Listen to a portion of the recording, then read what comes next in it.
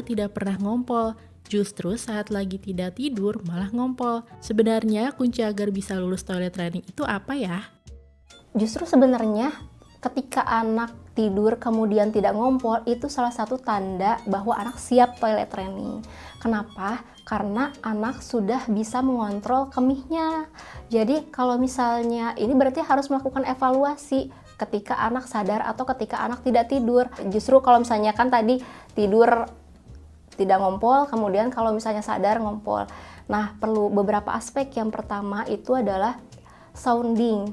Jadi dicek kembali, sudahkah kita mensounding anak kita bahwa kita hari ini belajar pipis di kamar mandi ya. Adek kalau misalnya mau pipis, kalau misalnya kerasa perutnya nggak nyaman, bilang sama bunda ya, kita pipis di kamar mandi gitu. Kemudian yang kedua ada scheduling. Ini juga yang sering terlewat oleh ayah bunda gitu. Scheduling itu apa? Dimana kita harus memproseskan 1 jam sekali. Nah, bisa 1 jam sekali, bisa 2 jam sekali, bertahap nanti akan menemukan ritmenya gitu. Misalnya kalau pas anak bangun tidur jam 7 misalnya atau jam 6 anak bangun tidur, kemudian kita bantu anak untuk pipis di kamar mandi. Nah, setelah itu kita pasang setting alarm. Oke, aku harus bawa anak lagi ke kamar mandi jam 8, jam 9, jam 10 dan seterusnya gitu. Oke, tadi kan ada sounding, scheduling, coding.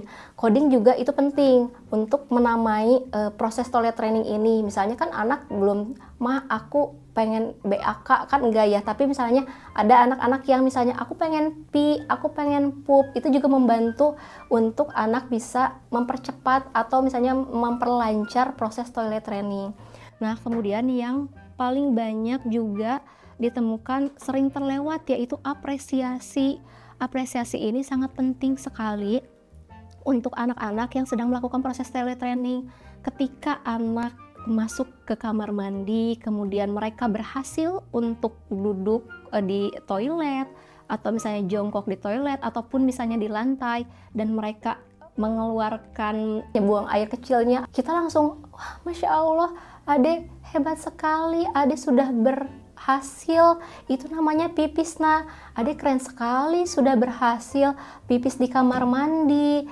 Sebelumnya Ade kita belajar lama ya Dek ya, kita udah berhari-hari ya Dek ya belajar pipis di kamar mandi, sekarang Ade bisa loh Dek. Nah, jadi yang paling penting tadi ya, sounding, scheduling, kemudian coding dan apresiasi.